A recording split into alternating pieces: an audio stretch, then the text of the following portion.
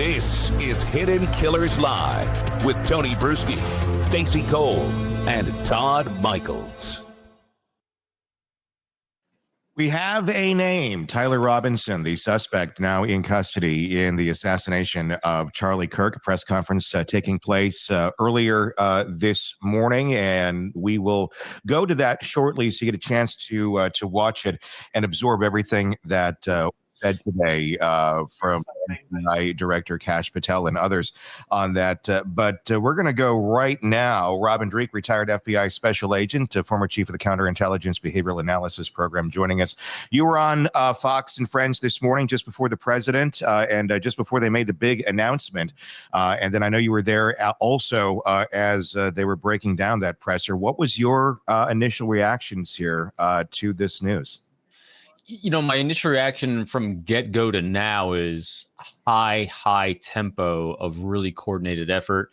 And I was really originally given a lot of that ability to have that tempo to the fact that I consistently been saying that this individual, Tyler, now as we know his name, was planned out, but horrible at execution. You know, he just didn't have the reps to pull this off. So he left a lot of data prints along the way that led to him. But then as I'm listening and watching the presser again today, and I watched the one last night, which was clear, concise, and to the point without taking questions.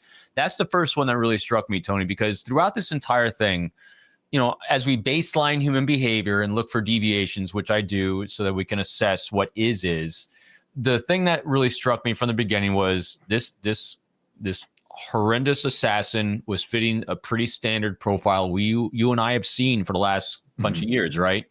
And so nothing was really standing out here. It's going to just be typical as usual. And then part of that process has always been us, and me especially, looking at pressers. Because I'm assessing whether they got, excuse my language, got their shit together or not. Is there leadership? Is it all over the place? You know, because we see that so many times for the cases that we cover, we have a crap show. Everyone's kind of posturing, battling for who's going to say what. And it's kind of disjointed. We get some details. We're asking questions. But this one had kind of a different flavor from the beginning. And I was thinking it's because of all the data we're getting, right? So they made it, you know, the culprit made it easy on them. But then last night it shifted. So I'm on last night with News Nation last night on Leland's show and watching the presser live and giving a commentary. And what really struck me was everyone had an expectation, especially with Bongino going out there and Patel going out there. And they were there part of the presser, that it was going to be a longer presser, that they had a big announcement to make. And then they didn't. And then I said to myself, all right, so what's different? And it still seemed clear, still seemed concise. I'm watching the nonverbals of people around each other being very supportive and no animosity towards each other, which was kind of striking to me in a good way. And then when they didn't take questions, and the governor, who's been very articulate these days, very clear, concise, very detail oriented, give you enough to not like you and I covered, you know, Arkansas, you know, that thing with that horrible lack of information, you know, also Kohlberger's initial thing with no information, people running amok. I mean, this was very, very specific, controlled enough to keep you satisfied, but wanting more, right? And then when he didn't take the questions and left the stage, I was like, what caused that? And so that's when it kind of resonates with me. That, and I've been holding this, I don't know what's going on behind the scenes, but there's a lot of cases where they're getting close and they just need a bump, kind of like, you know, so let's think in terms of the Donna Adelson case, right? They bumped her to get a reaction. A lot of times, or in some cases, when they give pressers, it's to get a reaction from the suspect. And so last night when I'm watching this, I'm saying to myself, so what's one of the reasons why someone wouldn't do this is because it might not just be to provide information, which is kind of limited, but enough. It was maybe to spur the suspect or someone around him into action. And so let's then back off and see what happens. And no kidding, that's exactly what happens. It spurred the next part of this, which was really striking me. And that's what the press conference today, which I took away from it. More of the same. We have an individual that has been radicalized online, you know, hate, you know, objectifying a human being by all the etchings, you know, probably a life arc of escalating radicalization, violence from people around him. But here was what really struck me first was the father turned him in. And I say to myself, that's a deviation, right? There's been other opportunities from cases that we've covered for family members, friends to turn someone in, and they haven't. Just look at Koberger. Lots of red flags waving in the air, but no turn-in. And this isn't a bad family, but there's something that's not quite there yet, right? But in this case, a father turns him in.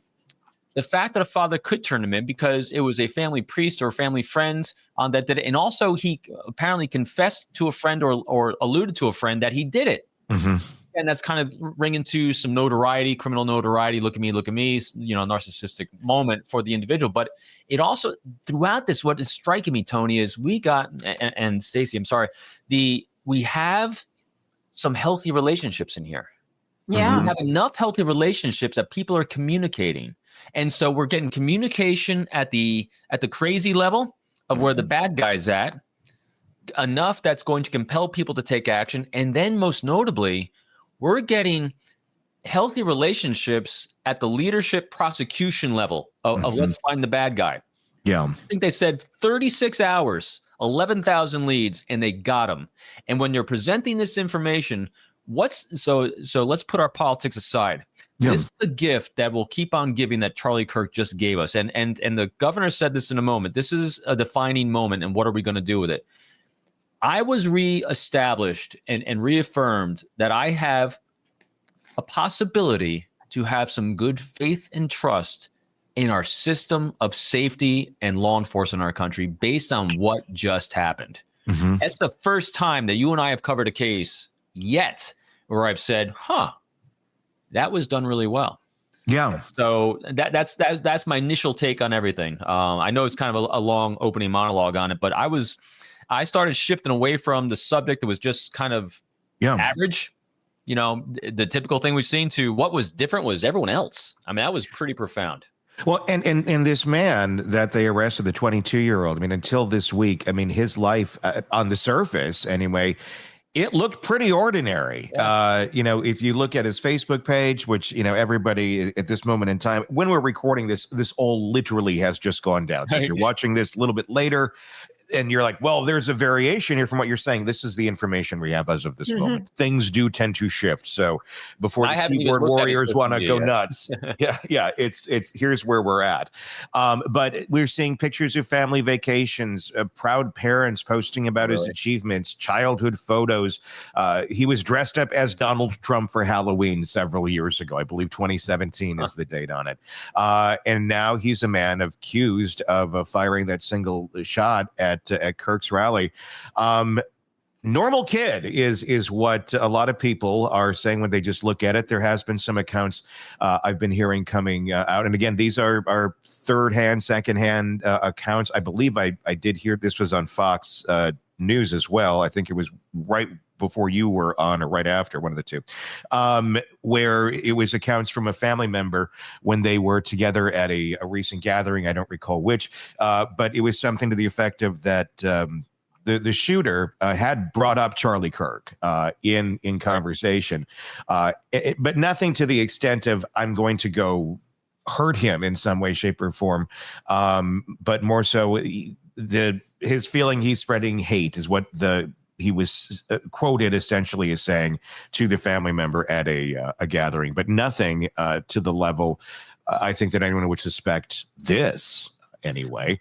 I think that's going to be the weird part of this. This is not some terrorist coming in from another country. This does not appear to be, your typical person that, is a big gun enthusiast or things like that. Clearly, he knows how to use a weapon. There are some pictures of him using or holding one. I'm going to guess probably a household where grew up with them, as many people do, but certainly had the ability to take a shot from that far away and hit a target. It does show some skill. That's not just a super lucky shot there. Well, his dad was in law enforcement, so I imagine there was a culture. I don't want to say a culture of gun use, but it was commonplace. I imagine Dad had to practice quite frequently. Yeah. I just wonder what goes through a parent's mind when they sit back and go, "I'm going to have to do one of the hardest things I've ever had to do and turn in my own child." Yeah, pure devastation. Yeah. Absolute devastation. And to your point, Stacey, on the firearms, maybe I only say maybe because apparently I only found that my daughter is 27. She's a nurse. And it was only in the last couple of years that I find out that I think when she was a senior in high school, when she finally, like, one of her friends knew that I was an FBI agent, and they came over to visit or something. They started asking about, where I keep my gun, or, it wasn't innocent. They weren't looking for it. Just had questions about my weapon I carried as an FBI agent. My daughter goes, "Oh, he doesn't carry a gun." What? My Wait, daughter had no idea. Yeah. I'm not a gun guy either, but I had to carry a gun. I was actually a firearms instructor. So it depends on the family. But to your other comment, that's got to be an absolute devastation. And we don't know yet about this other background. We're seeing, when we're looking on social media, and this is to the point of everything that goes on. We kept hearing this thing, radicalization online, right? And so because I was in the FBI during 9/11, I'm slightly older, I'll turn 57 soon. My idea of online radicalization, I'm thinking ISIS jihadist. Yes. But here's what's changed, guys, because actually I looked this up, because this is, again, when we look for patterns, here's a new pattern. I kept seeing this. We keep seeing this because we've covered so many mass shootings recently. Every single one of them is saying online radicalization. So I actually asked my grok, define for me what we're seeing with this term online radicalization. And actually, I wrote it down. And it's basically this, and this is why it really fits this pattern. It is basically our human behavior. We're finding groups and organizations to connect with because we're failing to do it in real life. Remember, our evolution, we are seeking to make human connections in person. You're not going to erase hundreds of thousands of years of our evolution as a species, as we said in the last show, in 10 years of the evolution of social media, right? Sure. It just isn't going to happen. And so we're seeking these connections. And then to your point, Stacey, when all you're seeing on social media, which they're thinking they can substitute for in person, they're seeing the 5-second highlight reel of someone that they can't match because they know their own reality. What do they feel? They feel lesser than. They feel not as good as. And then when you can throw a little bit of bullying, a little bit of disenfranchised, something doesn't go my way, and we don't know how to problem solve, which is the other huge thing that we're having it as a culture. Yeah. Lack of problem solving, feeling not connected. That's where the radicalization happens, because now we have groups online that can help you feel good about, being part of a group that's disenfranchised, and then they desensitize them towards violence, and we have that escalation of feeling like a wound collecting victim. And then what happens is we get that escalation. We then get our own negative confirmation bias by the things we see in the world, like Charlie Kirk. It doesn't matter if it's Charlie Kirk, Bill Maher, I don't care who it is, Tony, you, Stacey, you, me. If you're looking to find bad in someone, you will find bad. Yes. If you're looking to find good, you will find good. You just have to decide on what kind of bias you want to give yourself, or what can you do to eliminate it altogether. So when you have a negative confirmation bias, Charlie Kirk was an excuse for what he was going to do no matter what, because he is radicalized to objectify a human being, take out violence on someone, and then here's what we don't know yet, but if we're playing the law's averages, there will be a triggering moment that happened to him from his perspective that caused him to go over the line and say, I'm going to do this. And criminal notoriety, hands down, I think it's always been part of these people, because otherwise, if it was really about Charlie Kirk, he didn't like his message, he thought he's poisoning the world and everything like this, why do it in such a huge public venue and then brag about it to someone? Look what I did. Unless it was all about you and your broken brain issues. Yeah. Boom. All roads lead to narcissism, as we say. There you go. There's the drop the mic. All roads lead to narcissism. All bad shit. Yeah. I mean, it's true. Yeah. It feels like we need some hobbies. Have we lost other than this? Yeah. Yes. I mean, it comes down to that. You're right. I mean, no problem solving skills. And I think having a hobby does not mean getting super amped up and angry about something online. That's not a hobby. No. That's not healthy. either. And no matter what it is, one may be getting angry. And what I want to ask you about with this, because this is someone who obviously got angry enough about something that they didn't like about Charlie Kirk, and acted. We're seeing this so easily happening right now with so many people. I've seen so many messages in the last 2 or 3 days, like literally like text messages and things like that from people or listeners sending me pictures, accounts of, I have a family member over here that feels so angry right now this way or that way. And rightfully so. I mean, there's nothing wrong with being very angry and very upset about this. This whole, I mean, I haven't slept well the last couple of days. This has been very stressful mentally, but people are very angry and very upset for different reasons. And I feel like so many don't have a healthy venue on how to release that anymore. And it seems so many, with the lack of problem solving skills, want to go out there and hurt someone or hurt something. And I think a lot of people don't even know exactly what that is or what that means at this moment in time, but that rage is there, and that rage is overriding a lot of people's common sense right now. And that's where I think it's so dangerous as to where we're at this second in time. Yeah, if you find yourself in that situation, again, not a licensed mental health professional by any means, but if you find yourself in those situations or know someone in those situations, the first thing you need to do is get out, touch some grass, and go for a walk. Do something healthy. Read something healthy. Yeah. We are what we consume, and if we consume unhealthy things, you're going to be unhealthy, and that doesn't matter whether you ingest it through your mouth or you take it in through your ears. Mm-hmm. It has the same exact effect on our brain. You know, there's a great book out there by Dr. Joe Dispenza called Body Keeps a Score. And the things that we ingest affects us massively. You know, just for example, we go on sidetrack sometimes, don't we? That's good. That's good. We need it. See, we need it. The Tao Te Ching sits next to me all day long. Yep. This other book I absolutely loved, I've quoted numerous times, Who Will Cry When You Die? You know, and for, you know, I've seen some really horrendous things that like we all have with people posting about the death of a father and a husband, and how they've said, and even when they're not trying to say vile things, they're saying things in a way that made me think, geez, I hope no one ever says that about me when I die. Mm-hmm.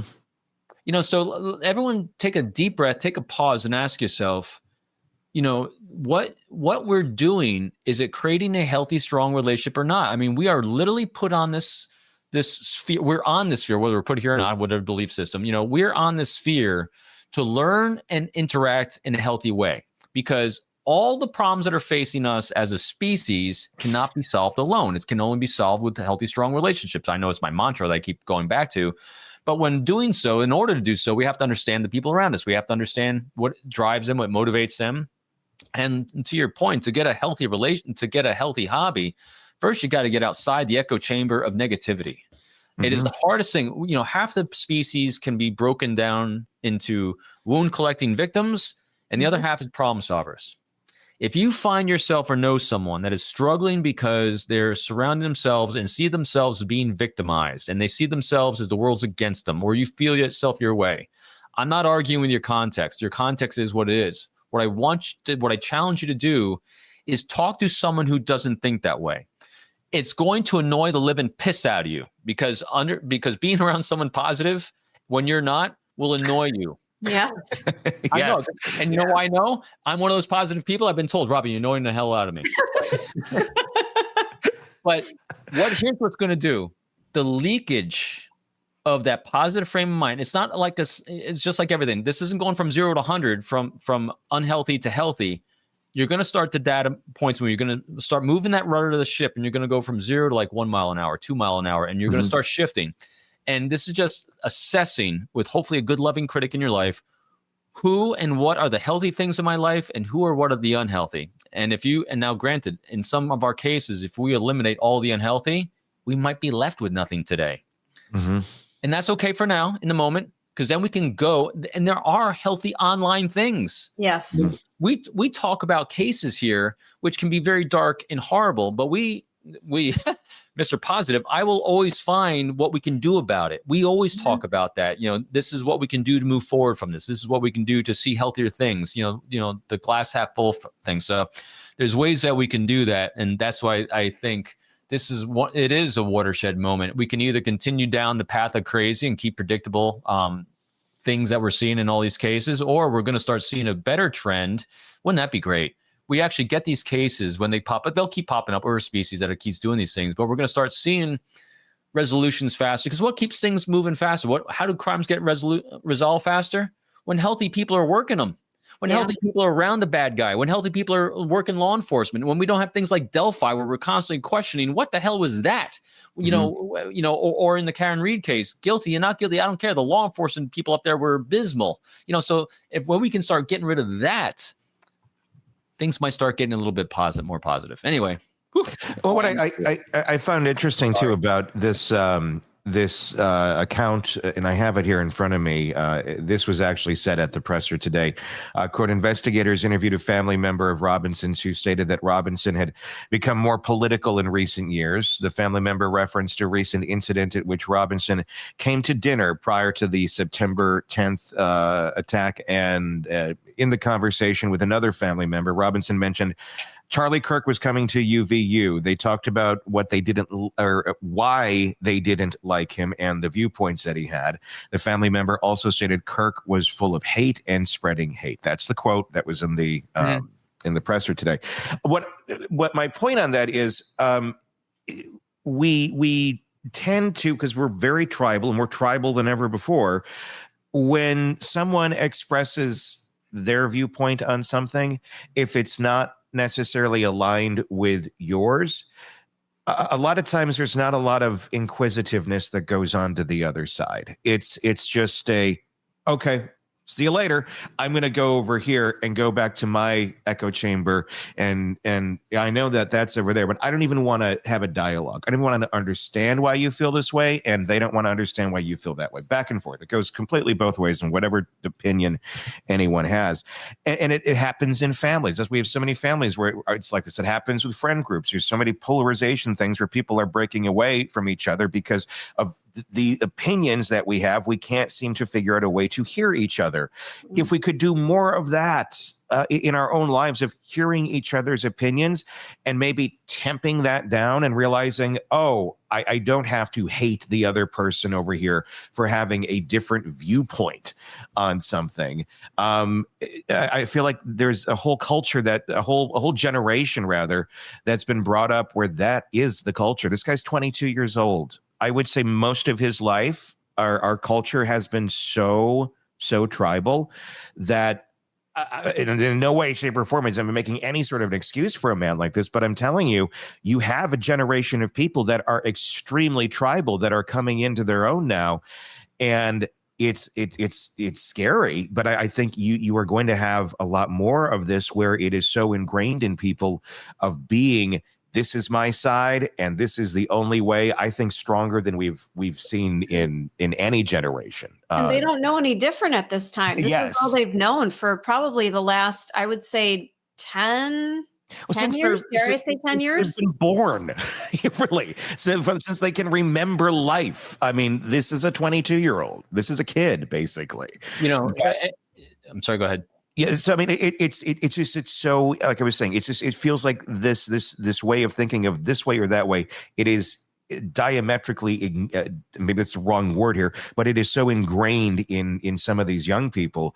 I don't know how you turn it around, because this is just how they've been conditioned. Not everybody, but a good deal, and it's not always on extreme political things. It can be on almost anything.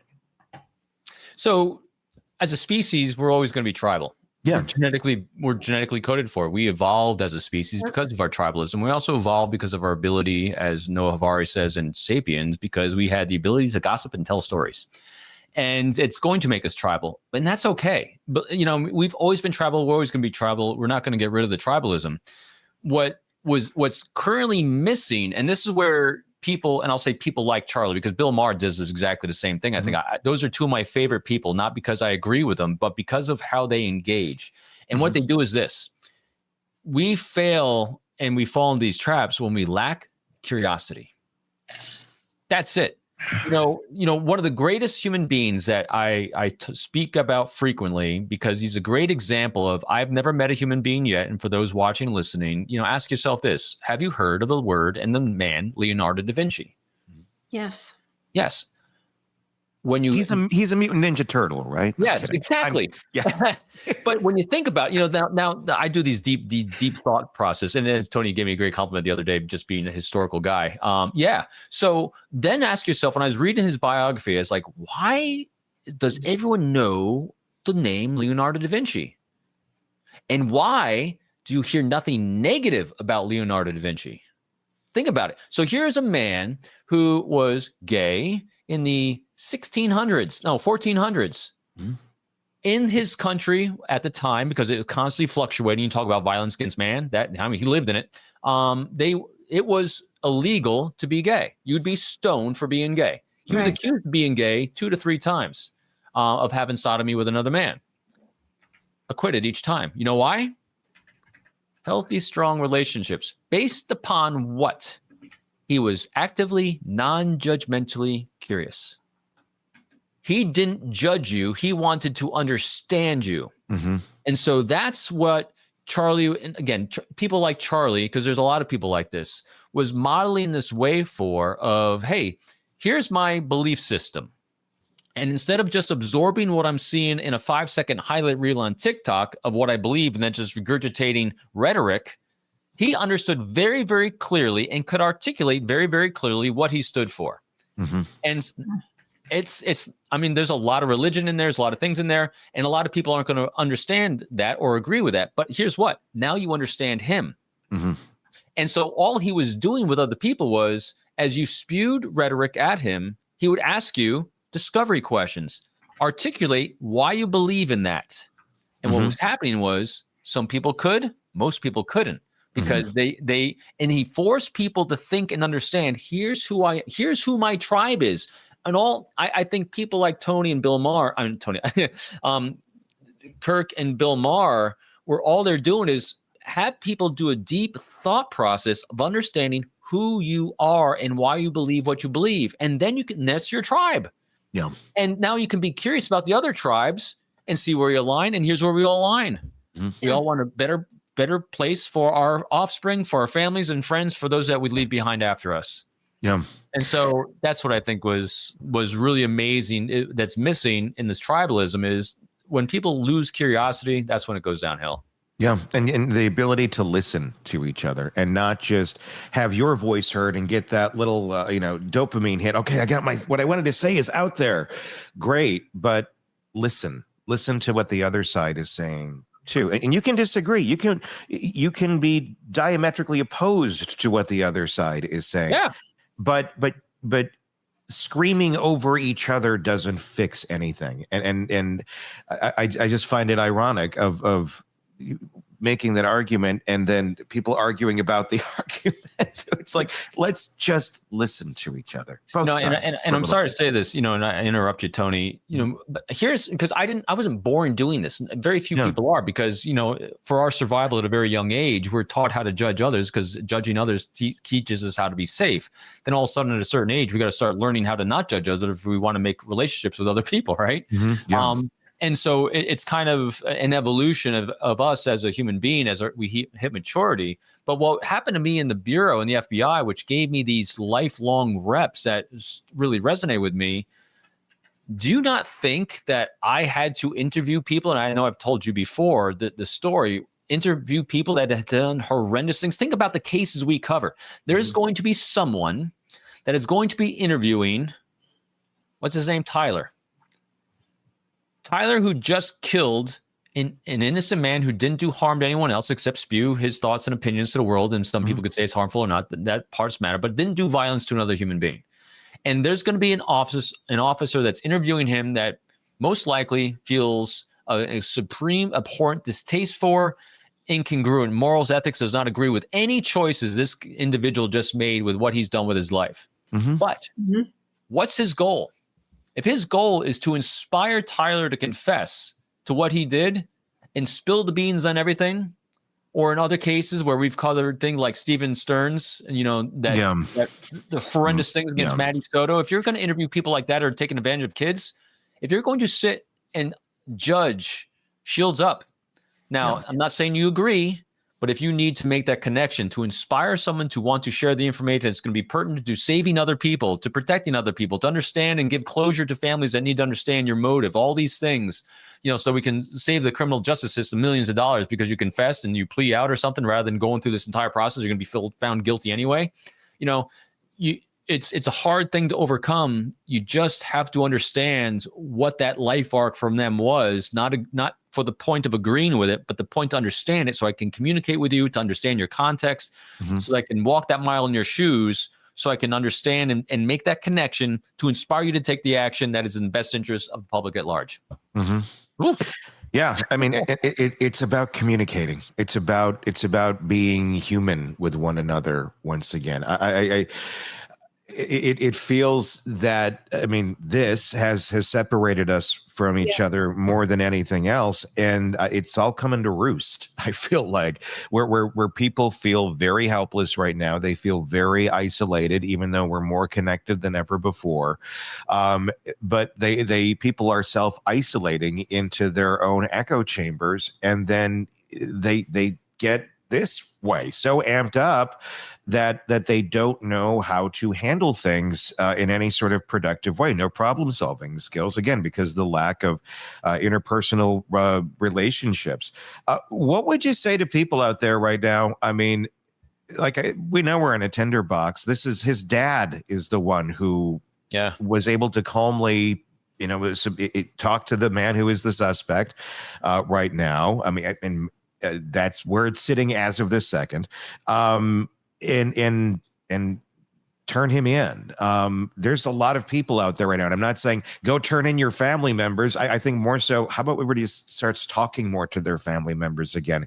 What's going on in your life? Why are you feeling this way or that way? Whatever it is. Maybe someone's having a good day. You'll get a good one. I'm great. You're going to get something like, it's troubling me. Listen to them, help, and you don't have to agree with them at the end of the day or adopt their politics or this or that, but just knowing, hey, there's a person over here who listens. We used to have those dynamics within a lot of our families, and you could, at the end of the day, not even know what the person's politics were, but you knew if you wanted someone to listen to you and be a loving critic. We used to have a lot more of those in our lives, and we don't. Yeah, we do. It's a sad thing. I just gave this advice. I don't like the word advice because I don't like giving advice. I like having people discover a path, right? But I was on with a group yesterday I was speaking with, and after I talk about my code of trust and unbreakable alliances and the behaviors behind these things, she had a really poignant question, which I think is very relevant here. She goes, I have a 15-year-old son that is really struggling. He wants to do X, Y, and Z with his life. He wants to go in the military, but he's like 300 pounds overweight. And I'm trying so hard, but he's not listening to me. And every time I tell him to do this, he says he will and he doesn't. Every time I tell him to do this, if you want to do it, and she says, "You have any advice? What do I do when I can't get someone to do what I want them to do because this is what they said they want to do?" Which is something we all face, right? All of us, whether it's someone in our lives, that's professional, personal. And I said, here's what I've done with my kids, and here's what I do with everyone in my life. I am the loving critic. So here's what a loving critic does. I am deeply vested in you and your success on the path that you've chosen to walk. And so what that means is I will be what I call your chief of staff. You say you want to walk to this destination. I will do all I can to help be that resource, to discover things, to encourage you to do things, empower you with choices about how to move to that destination. But ultimately, that destination is your choice. And I'm not going to judge whether that choice is right or wrong. You want to give yourself a hobby? This is the toughest hobby you can give yourself in the world. Let go of what you think is right or wrong, because the person right next to you might not think the same. You want to have some curiosity, discover what they think is right or wrong. And the only way you can do that is to let go of what you think. And now we're always going to have it. But if you want to have because this is the art of the conversation, one of the reasons why Charlie was so effective with his following is because he got people to engage in the art of debate. We are genetically coded to want to have dialogues and conversations. He was teaching people in a generation that had forgotten how to have a dialogue because they're too busy doing this in sound bites in a 5-second highlight reel. And I'm not putting this down. This is part of a whole. It's a great tool. But when a tool becomes the whole, you're missing the ability to communicate, which we seek and crave. And so give yourself that challenge, because that's what I had to do. And then believe me, I was born in New York City. I grew up in upstate New York. I'm an extrovert. I'm snarky. I as you all can hear, I come up with these lines sometimes. You know, the way I engage at a younger age was majestically failing me as an FBI agent, where I had to recruit sources that might have done really important things. Meanwhile, my objective is to inspire them to confess, to share, to give me information to protect the national security of the United States, and sometimes protect kids from being abused. I mean, so you either get over it or you don't. So the way I did was I just had to learn and practice letting go of my optic of the world, because the world is what it is. You're not going to change the wind blowing. You're not going to change that tree growing. It is what it is. This is the power of now, and Eckhart Tolle talks about that. Again, my Tao Te Ching side comes out, right? Mm-hmm. But what we can control is what we think about what's around us, and realizing that here's where we give another human being the utmost respect you can possibly give. If you put a lot of time and effort to come up with what you believe is right or wrong, that's good, solid, sound, believe in it. But give the respect to the person you're communicating with, the same understanding that they probably put a lot of time and effort into what they think too. Why not have that curiosity, which has really died off, of figuring out what that was and what that is? Doesn't mean you're agreeing with it. I can tell you, both Marr and Charlie Kirk, both of them, I probably agree with about 5 to 10% of both of them.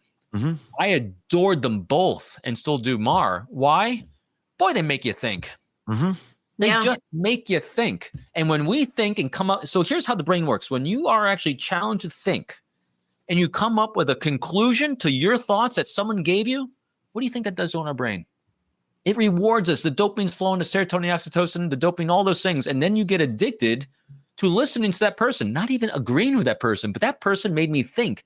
Why do I love books? Why do I love reading so much? Because there's a lot of authors I do not like, but you know what? Their content's phenomenal. They make me think. Mm-hmm. The greatest books you can consume in the world are the ones that make you think, come up with new conclusions, new ideas, and they give you at least 2 more books to read. Mm-hmm. And so when you're engaging every human being, that is a great hobby to have. Engage a human being, come up with some new things you thought about that you haven't considered before.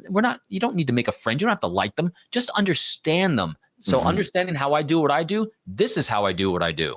I let go and I just engage. You know, it's interesting thinking back to my college years, and I'm not going to say how long ago that was, but some of the professors that really pissed me off in the first couple of weeks, like my arguments, my papers, anything I did wasn't enough. It was just like, oh my God, do I need to drop this class? I'm never going to succeed. When you get past that hurdle and go, wait a minute, they're trying to get me to engage in a different thought process. They're trying to make me expand how I think. When you can cross that hurdle and see what they're trying to do and maybe tilt yourself over to where they are, like, okay, I'm going to try to think this way because I've been thinking this way all my life. I need to shift a little bit and see if I can expand it. Suddenly you're seeing everything now. It's not just this one narrow focus. Now you can see other things because you're curious. You're looking around at other things. You're getting somebody else's perspective, which you may not agree with, but maybe you can see where they're coming from. You don't have to change your mind, but just see them. And I think we don't see people anymore. It's just, this is all I see. You know, putting my hands in front of my eyes is just myself instead of seeing what other people are experiencing. And now to take it to the next level, and I know I hijacked this away from the whole point of talking about the Charlie Kirk assassination. This is talking about it because we need this conversation. Nobody's having it. Because here's what we do next, Stacey, with that.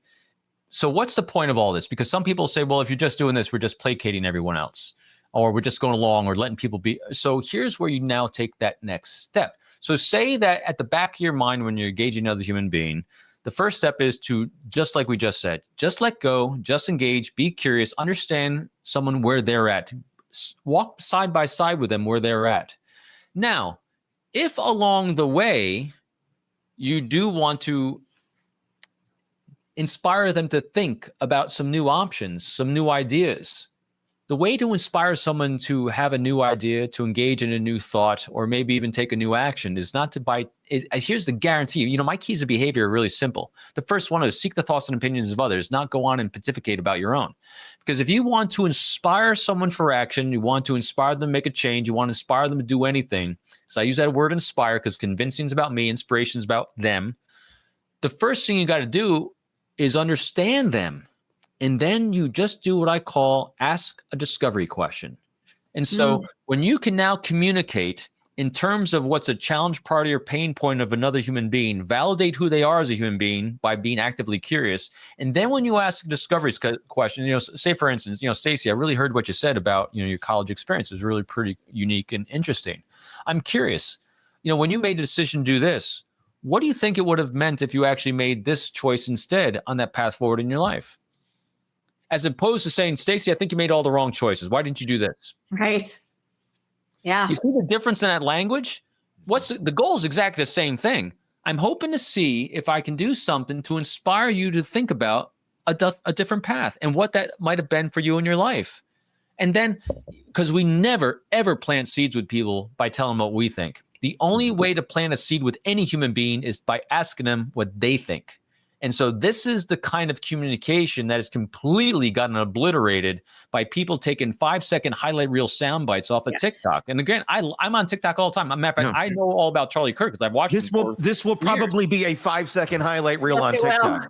And we got a really good nugget. You know, but this is the kind of communication discord, talking about discord, that people have lost the art of. And that's why this is what I did for so long and still do. It is the greatest joy in the world when you have a great, beautiful conversation. And someone comes back to says this, the greatest validation and gratitude I get from a conversation with someone, Tony, it's why I love you and Stacey so much. Being on these shows, you know, like afterwards, I always check in. How did that go?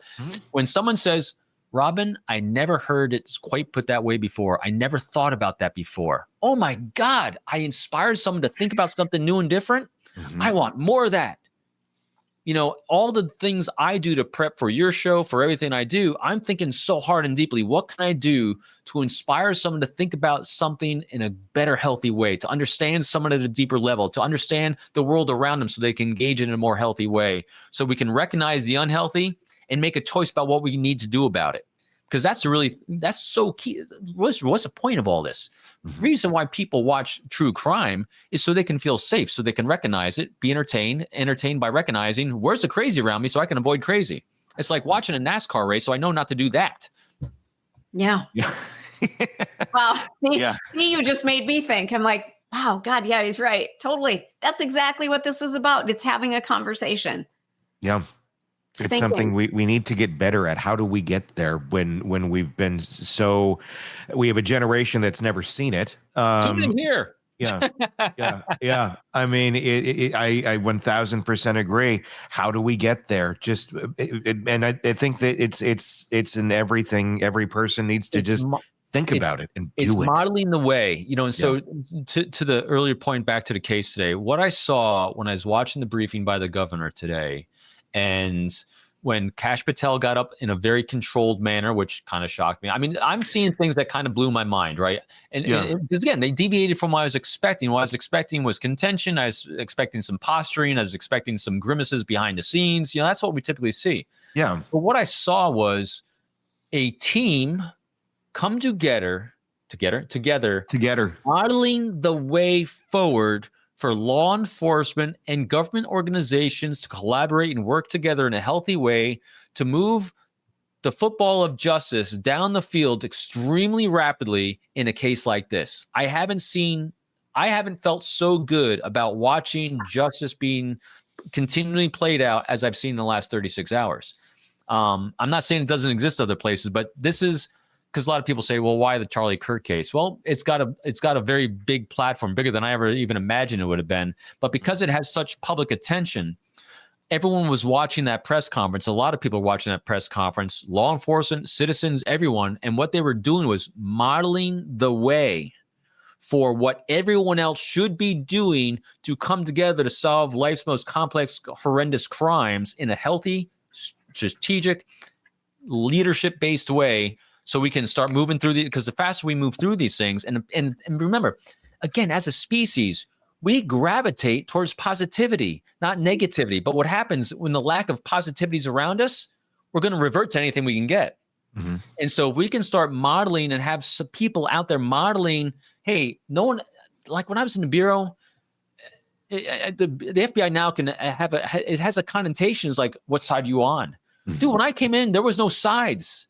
When I was in the FBI during New York City, there was no sides. Mm-hmm. You were ostracized if you didn't have an American flag on your car in New York City. I mean, I remember the day that my flag got blown off the car on the way home on the Palisades Parkway, and I was freaking out because I couldn't get a flag for my car. My neighbors came to my rescue to give me a flag to put on my car because I knew what I was doing and how I had to get down to the city. Because when you went through the checkpoints down in lower Manhattan, I had to have two things on. I had to have my lights on to show I was law enforcement because, oh my God, I got my goosebumps going. Because all this happened during 9/11 as well. I mean, you're talking about the last couple of 24 hours. Right. For me. It's been amazing. My windows had to be rolled down. The streets on the West Side Highway getting down to the site, but you had people standing on the sides, all ages, kids, mothers, fathers, holding up at signs. Please find daddy. Thank you for saving America. I didn't know politics. It was everyone. And as you're getting lined up to get through the checkpoint, the windows are down because volunteers are throwing bottles of water. They're throwing masks. How many people have died from? I'm on the monitoring thing because my lungs from being down at ground zero. Mm-hmm. People are throwing gas masks, oxygen masks, filters through the windows. They're giving. I still have notes from children that made handmade sandwiches. Thanking me for what I'm doing. It was just that is what was effective. That was because we were communicating, we're solving a problem. There was no politics. I never knew anyone's politics until the last 5 years of my career. Yeah. That's what I meant. And it didn't matter because it didn't. Everyone was human, and that's what mattered. Safe. Yeah. And we've seen on social media, and I hate to bring this up, but people talking about almost lamenting that.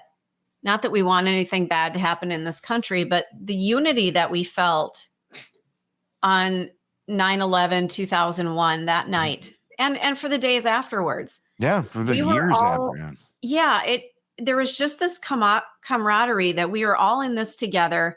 We're going to get through it together. And what can I do to help you?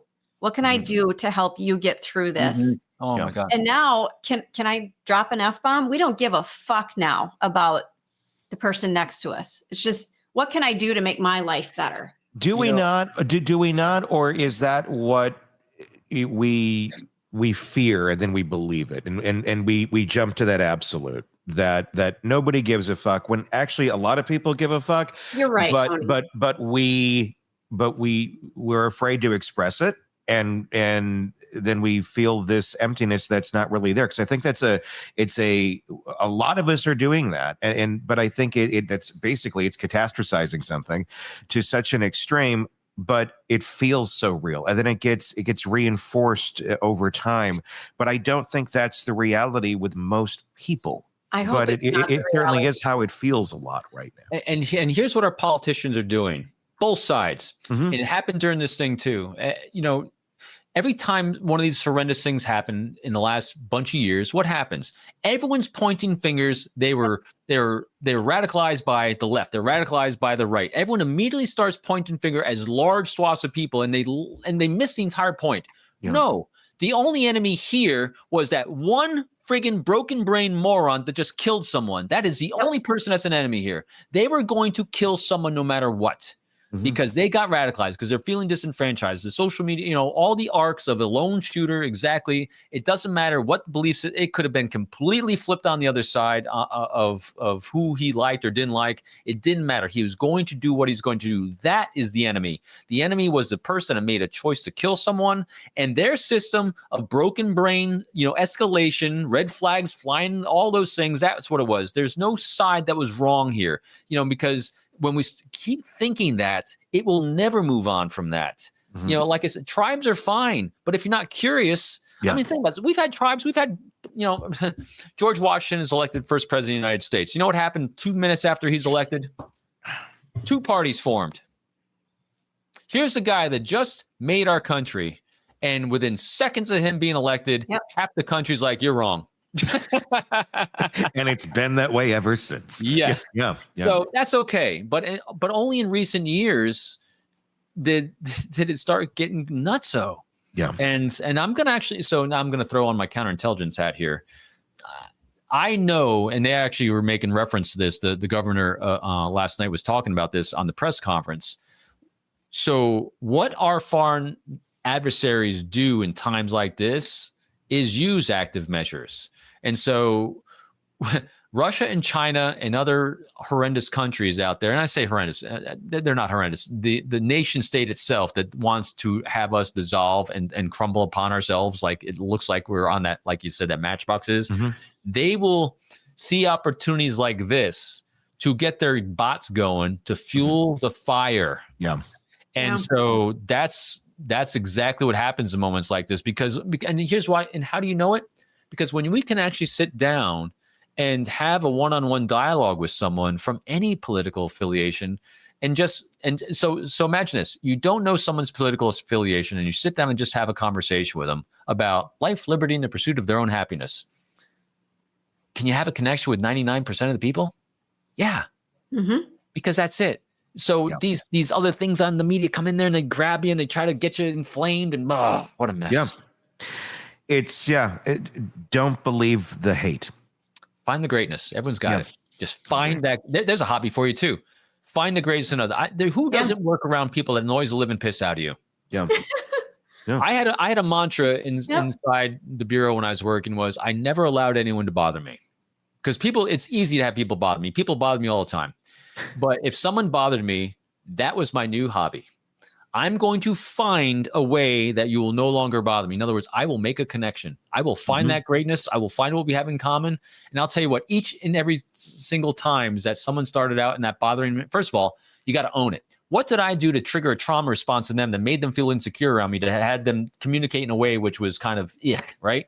So I own my own behavior, what I did to possibly cause that. And then, we kind of move on from there, whether it's me, them, whatever. But the next thing I'm doing is, what do we have in common that we can talk about? So we're not talking about the stuff that annoys living piss out of me coming out of your mouth. See, there's Robin being very real, right? And you know what it always is? Being a parent, being a son, being a daughter, being a human being. Just if you don't like what they do at work, then don't talk about work with them. Find something else. It is so easy to find that greatness in others. And now here's where you make that connection. When you find that greatness and you'll see their eyes kind of spark up and light up, get a little eyebrow flash there, the nonverbals of high comfort that like that topic. And then you say, wow, I will double down, instead of doubling down on stupid, like I keep talking about, double down on what makes them feel great, and let them know by you communicating in terms of that you see it, you see that in them. You're now the person they can't wait to see walk around that corner. Because here's a guarantee. If they're annoying the piss out of you, they're annoying the piss out of everyone, most likely. Yeah. 100%. And if you're that one person that can actually make that touch point, the likelihood of them on that arc of negativity and escalation towards unhealthy crazy that begets a lot of violence, you might have just mitigated that. That's where we can all make a difference. Find the greatness. Great advice, as always, Robin. And if you've been watching this going, I could use a hell of a lot more of that. Yes. He's got books. I got him right here. Sizing people up. I bought one. I've been starting to read it. Code of Trust. They're all great. And the audiobooks are great too, because you do the voiceover on them too. And they're phenomenal. You have such great insight, and I cannot tell you how much I appreciate having you on, especially in times like this, to be that voice of reason. As Dan Rather said, steady when things are rough. Yeah. So I know I can hear Todd laughing. Steady. Yes. I get my goosebumps. No emergency takeoff. Yeah. All right, Robin, thank you so much for being here. Of course, we'll talk again next week on I'm sure some of this and many other things. As always, thank you for being part of the program. We're going to go to the press conference here in just a few seconds so you can see exactly what went down just earlier this morning. And then after that, we're going to wrap up the week on a different note.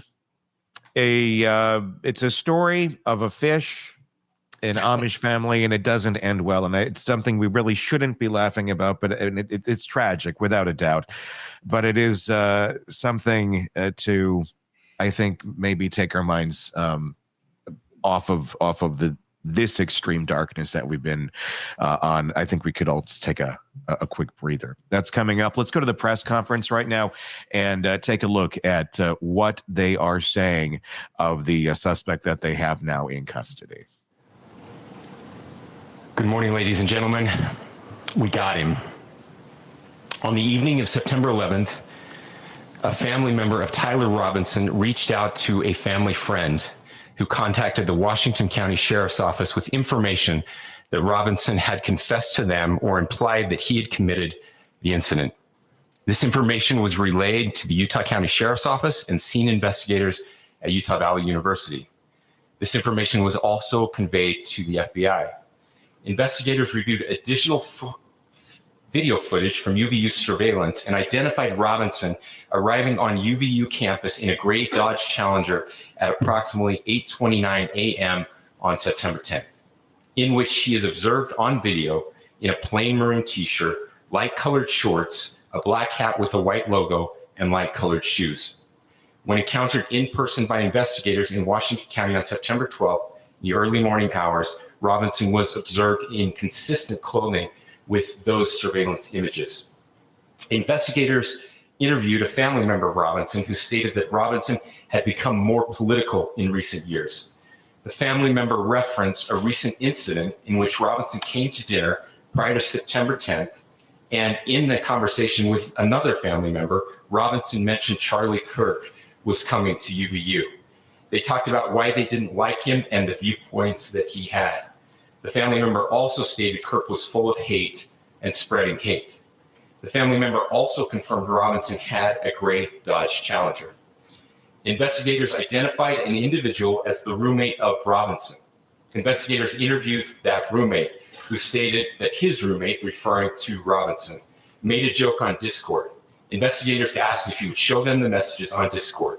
He opened it and showed several messages to investigators and allowed investigators to take photos of the screen as each message was shown by Robinson's roommate. These photos consisted of various messages, including content of messages between the phone contact named Tyler with an emoji icon and Robinson's roommate's device. The content of these messages included messages affiliated with the contact Tyler, stating a need to retrieve a rifle from a drop point, leaving the rifle in a bush, messages related to visually watching the area where a rifle was left, and a message referring to having left the rifle wrapped in a towel. The messages also refer to engraving bullets and a mention of a scope and the rifle being unique. Messages from the contact Tyler also mentioned that he had changed outfits. I know there's been speculation as well as to the writing on those casings, those bullet casings, and I believe we have that as well. And I'll share that with you now. So the area north of Campus Drive Road where the suspect crossed over, you saw some of that in the video that we released last night, consists of a grassy area with trees on the edge of the UVU campus. Investigators discovered a bolt-action rifle wrapped in a dark-colored towel. The rifle was determined to be a Mauser Model 98 30-06 caliber bolt-action rifle. The rifle had a scope mounted on top of it. Investigators noted inscriptions that had been engraved on casings found with the rifle. Inscriptions on a fired casing read, "Notices, bulges, capital O-W-O, what's this, question mark." Inscriptions on the 3 unfired casings read, "Hey fascist, exclamation point, catch, exclamation point." Up arrow symbol, right arrow, and symbol, and 3 down arrow symbols. A second unfired casing read, "Oh Bella Chow, Bella Chow, Bella Chow, Chow Chow." And a third unfired casing read, "If you read this, you are gay, LMAO." We are indebted to law enforcement across the state who's worked seamlessly together, local law enforcement, state law enforcement, and our federal partners with the Federal Bureau of Investigation. We're grateful for everyone who worked together in such a short amount of time to find this person and to bring justice.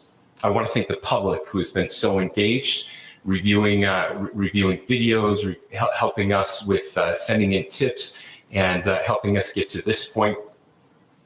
I want to thank the family members of Tyler Robinson who did the right thing in this case and were able to bring him into to law enforcement as well. I especially want to thank the family of Charlie Kirk, Erica, Charlie's parents, his children. I want us to be thinking of them as we bring justice in this case. They will be involved in that justice. We will be working very closely with them as we move through this process as well. This is a very sad day for our country, a terrible day for the state of Utah. But I'm grateful that at this moment we have an opportunity to bring closure to this very dark chapter in our nation's history. With that, I'll now turn the microphone over to the director of the FBI, Kash Patel. Thank you, Governor. This is what happens when you let good cops be cops. The FBI and our partners are proud to stand here today together to bring justice to the family of Charlie Kirk and honor his memory. I want to express my deep gratitude to President Trump, the Vice President, and the entire White House who have been so incredibly supportive with both resources and just personally to the FBI as a team. They had our backs the entire way, and I just want to express my gratitude for giving us the resources we need to operate in this space to bring this sort of justice at this sort of speed. In 33 hours, we have made historic progress for Charlie. Governor Cox, our partnership has been absolutely incredible these last few days. Our partnership will endure. Your state and local partners, your sheriffs, your DPS community has been unbelievably impressive in the hardest of times. And a case like this cannot be solved, cannot be brought without partnering with your state and local authorities. The FBI has a certain role to play. We will play that role, and we will lead out for the federal government. Governor Cox, we're so grateful for your state partnership that led out on this investigation. A little bit of the timeline. Charlie was shot at 12:23 p.m. on Wednesday. The first FBI agents arrived on scene in 16 minutes with chiefs of police at 12:39 and secured the scene. The FBI immediately launched fixed-wing assets. We utilized these assets to transport personnel, specialty technicians, hostage rescue teams. We also utilize these assets to go back and forth from the East Coast and here in Utah to transport forensic evidence and other evidence that will be analyzed, that is being analyzed at our FBI laboratories at Quantico and other laboratories, including the ATF. At my direction, the FBI released the first set of FBI photos of the suspect at 10 a.m. local time on 9/11. Then, shortly thereafter, the FBI reward of $100,000 was released at 10:45 a.m. local. Myself and Deputy Director Bongino arrived on the scene at approximately 5:30 p.m. on 9/11. The governor led a press conference last night at approximately 8 p.m., where in my direction, the FBI released a never-before-seen video of the suspect. We also released new images to the public of the suspect. And just last night, the suspect was taken into custody at 10 p.m. local time. In less than 36 hours, 33 to be precise, thanks to the full weight of the federal government and leading out with the partners here in the state of Utah and Governor Cox, the suspect was apprehended in a historic time period. And I want to highlight what Governor Cox said. This would not have been possible without you, the media, and you, the public. That's why we went so public, so fast, and we're so transparent. We're committed to that transparency. The crime scene, just a little bit there. It is a large crime scene. State and local authorities, along with federal authorities, processed that crime scene quickly. And I even had the ability to walk through that crime scene and walk through the steps the suspect took to learn more about what was needed and what resources we need to bear to create a full picture for the FBI and leadership back in Washington. Furthermore, thankfully to state and local partners, forensic evidence has been seized and continues to be garnered. Forensic evidence has already been evaluated at FBI laboratories in Quantico and state and local authorities here. We will continue to process evidence as we see it, as we collect it, and we will continue to deliver to Governor Cox and his team. Last night, we had a total of approximately 7,000 leads. As of this morning, thanks to your great work, we have over 11,000 leads that were called in to the FBI. And we are running out every single lead that we can. Every one of those leads will be run out. The arrest is a testament to the dedication of good law enforcement being great and partnerships in law enforcement, which I've tried to highlight as my tenure as the director of the FBI. There is no better relationship for law enforcement than the FBI to partner with state and local authorities, and you've seen it here in these last few days. The FBI Salt Lake Field Office, along with our offices in LA, Phoenix, Denver, San Antonio, Las Vegas, Pittsburgh, Buffalo, our headquarters component in Quantico, all participate in the FBI. I want to express my deep gratitude to the employees of the FBI, the men and women, the evidence response team tacticians, the special operators, the agents, the support staff. You have done monumental work in historic time when the public, who had a right to demand such an expeditious solving of an investigation, the FBI answered that call diligently, critically important to our nation, and we delivered. And I'm proud to be their leader, and I'm proud to be the director of the FBI. This is very much an ongoing investigation, as the governor said, and we will continue to work with state and local authorities to develop the investigation, to provide them the evidence they need for their ongoing prosecutions. And we will be here to answer every call they absolutely have, as long as it takes, for as long as we need to find and apprehend whatever suspects were involved in this crime.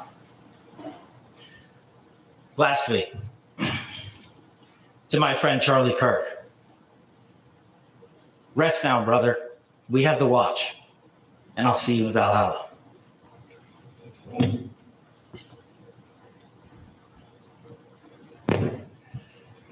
Thank you. Good morning. I would just like to take a few minutes as the sheriff to express my gratitude for everybody who has played a part in this investigation. As you know, it's been a vast, complicated, and a very, very fast-paced investigation. You're looking at people standing up here who are running on, if they got an hour's sleep in the last couple of days, they're probably lucky. It has been very taxing. It has been so impressive. I'm speaking on behalf of the local law enforcement to see the cooperation that we've seen in this type of case. Across the state, sheriffs, chiefs, our state partners have stepped up and have come to the call on anything that we needed. Our county chiefs have been phenomenal. Our Utah County Attorney, Jeff Gray, who's standing up here with us, has been phenomenal in leading us through this investigation. I would like to thank the federal government for their resources, their assets. Our local team here, our FBI team, has been extraordinary in helping us work through this and bring this person to justice. Most of all, I would like to thank the public, and specifically, I would like to thank the public who turned to prayers and who turned to positiveness for us. I would like to thank them on behalf of the law enforcement community because we needed those prayers.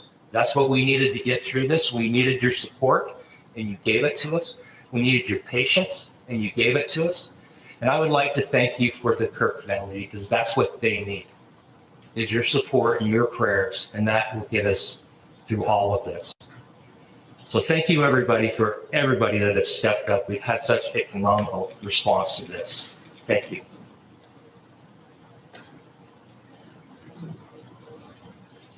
I also want to give a special thanks to the Attorney General and the Department of Justice. Their unwavering support and their commitment to justice is shown true here And without AG Bondi and Deputy Attorney General Todd Blanche and the resources they brought to bear, we would not have been able to complete our mission.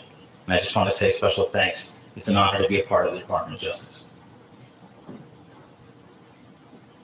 Thank you again to our incredible law enforcement team who has worked so hard. Sheriff, I got a solid 90 minutes last night, so I'm probably the most well-rested person up here.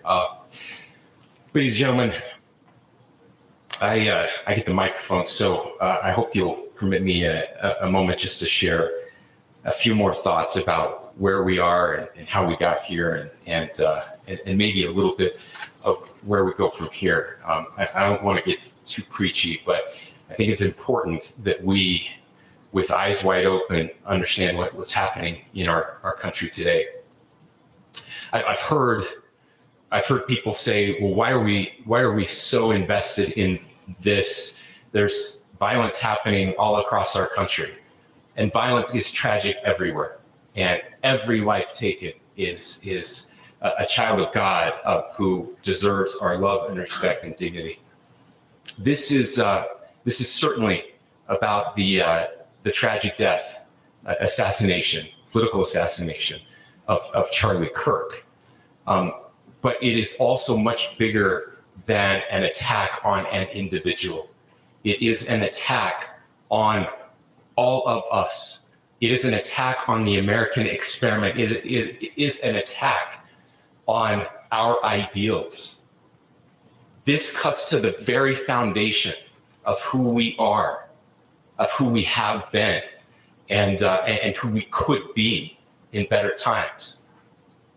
Political violence is different than any other type of violence for lots of different reasons. One, because in the very act that Charlie championed of expression, that freedom of expression that is enshrined in our founding documents, in having his life taken in that very act, makes it more difficult for people to feel like they can share their ideas, that they can speak freely. We will never be able to solve all the other problems, including the violence problems that people are worried about, if we can't have a clash of ideas safely and securely. Even, especially those ideas with which you disagree. That's why this matters so much. Over the last 48 hours, I have been as angry as I have ever been, as sad as I have ever been. And it was, as anger pushed me to the brink, it was actually Charlie's words that pulled me back. I'd like to share some of those. And specifically right now, if I could, I need to talk to the young people in our state, in my state, and all across the country. As President Trump reminded me, he said, you know who really loved Charlie? The youth. He's right. Young people loved Charlie, and young people hated Charlie. And Charlie went into those places anyway. And these are the words that have helped me. Charlie said, when people stop talking, that's when you get violence. He said, the weak can never forgive. Forgiveness is the attribute of the strong. The only way out of the labyrinth of suffering is to forgive. Welcome without judgment, love without condition, forgive without limit. He said, always forgive your enemies. Nothing annoys them so much. A few months ago, I referenced this last night, Charlie posted to social media, when things are moving very fast and people are losing their minds, it's important to stay grounded. Turn off your phone, read scripture, spend time with friends, and remember, internet fury is not real life. It's going to be okay. He again said, when you stop having a human connection with someone you disagree with, it becomes a lot easier to commit violence. He said, what we as a culture have to get back to is being able to have a reasonable agreement, where violence is not an option. Now, again, To my young friends out there, you are inheriting a country where politics feels like rage. It feels like rage is the only option. But through those words, we have a reminder that we can choose a different path. Your generation has an opportunity to build a culture that is very different than what we are suffering through right now. Not by pretending differences don't matter, but by embracing our differences and having those hard conversations. I think we need more moral clarity right now. I hear all the time that words are violence. Words are not violence. Violence is violence. And there is one person responsible for what happened here. And that person is now in custody and will be charged soon and will be held accountable. And yet, all of us have an opportunity right now to do something different. I want to thank my fellow Utahns. This bad stuff happens. And for 33 hours, I was praying that if this had to happen here, that it wouldn't be one of us. That somebody drove from another state, somebody came from another country. Sadly, that prayer was not answered the way I hoped for. Just because I thought it would make it easier on us if we could just say, hey, we don't do that here. And indeed, Utah is a special place. We lead the nation in charitable giving. We lead the nation in service every year. But it did happen here. And it was one of us. But I want you to look at how Utahns reacted the last 2 nights. There was no rioting. There was no looting. There were no cars set on fire. There was no violence. There were vigils and prayers and people coming together to share the humanity. And that, ladies and gentlemen, I believe is the answer to this. We can return violence with violence. We can return hate with hate. And that's the problem with political violence, is it metastasizes. Because we can always point the finger at the other side. And at some point, we have to find an off-ramp, or it's going to get much, much worse. But see, these are choices that we can make. History will dictate if this is a turning point for our country.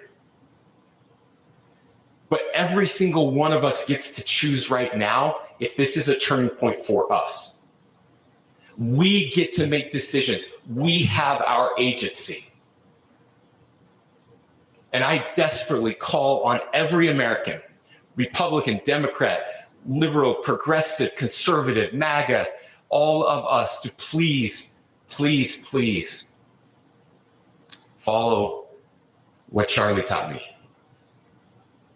I'll just conclude with words I share often from a friend and author, Yuval Levin, who was asked if he was optimistic about our country. And he said, I'm not optimistic. He said, I hate optimism. God, that sounds bad. But he said, optimism is a vice. It's this idea that good things are just going to happen. He said, in the history of the world, good things have never just happened. He said, I'm not optimistic, but I am hopeful. And hope is the virtue that sits between the vices of optimism and pessimism. Hope is the idea that good things are going to happen because we can make them so. I still believe in our country. And I know Charlie Kirk believed in our country. I still believe that there is more good among us than evil. And I still believe that we can change the course of history. I'm hopeful because Americans can make it so. Ladies and gentlemen, we're happy to answer any questions. Governor, can you please speak to whether the suspect is speaking with authorities and his demeanor, Tyler Robinson, when he turned himself in? I cannot speak to that. Governor, how do you interpret its motivation? Governor, how do you interpret the engravings on the casing of the weapon?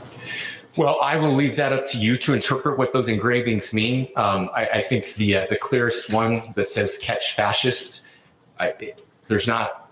And by the way, that's like catch like a ball, catch this. I think that speaks for itself. Governor, you talked about this level of hatred that this person expressed at a dinner. Beyond that, is there anything in your view that you've discovered that may have radicalized or changed him to prompt him to commit such a horrific act? There's nothing more that we can share at this time. Governor indicated that he had been communicating with a friend on Discord about the gun. Do you anticipate any more arrests? We do not at this time have any information that would lead to any additional arrests. Do you believe he acted alone? Yes, but the investigation is ongoing. Can you talk more about the family and what they had to say about the suspect? How he came into custody of police and where he is right now throughout Yes, so right now, Mr. Robinson has been booked into the Utah County Jail. You heard the president this morning report that he was taken into custody, that his family and a friend helped to deliver him into custody of law enforcement in Washington County. Those of you that don't know where Washington County is, it is the southwesternmost part of the state of Utah. It's about a 3.5 to 4 hour drive from here, where we are right now, and that's where he lived and where they turned him. Can you talk more about the family is saying about Tyler Robinson? I can't share any more than what I've already shared. Is he talking about Governor, do you have authorities? details on how he got back to Washington County and how the gun was obtained? So how we obtained the gun was found. How we the found shooter it. obtained the gun and how the shooter then was able to get back to Washington. So I don't have much more details on that.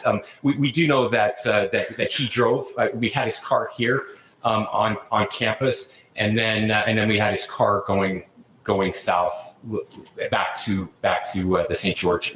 It's actually the city of Washington in Washington County. Is he talking with authorities and did he discuss the loading? I'm sorry? Did the suspect plan to carry out any other attacks? We don't have any information that Are you will going to be releasing the mugshot? Yes, in fact, it was just released. Is he Yes. talking with authorities and did he discuss a motive? I can't answer that right now. Can you clarify? You've spoken very eloquently about trying to reunite this country. Do you feel that this is a watershed in American history? I absolutely believe that this is a watershed in American history. Yes. The question is what kind of watershed, and that chapter remains to be written. Is this the end of a dark chapter in our history, or the beginning of a darker chapter in our history?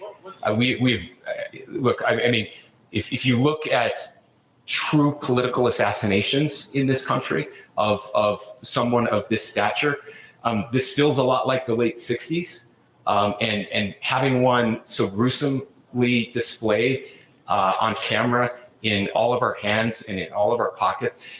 We are not wired as human beings biologically, historically.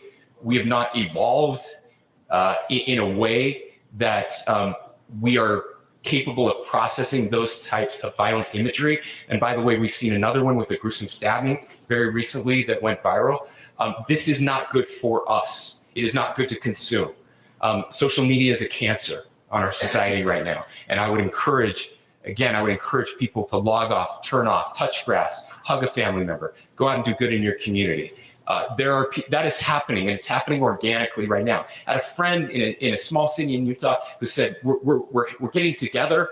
The Republicans and Democrats in my little town are getting together to have a discussion last night, just to find a way to find their better angels. So yes, this could be.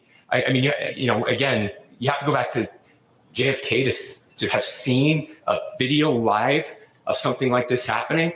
I wasn't born until 1975, but I know that things were really dark in the late '60s. Sorry to some of you. I know some of you were there, but this is our moment.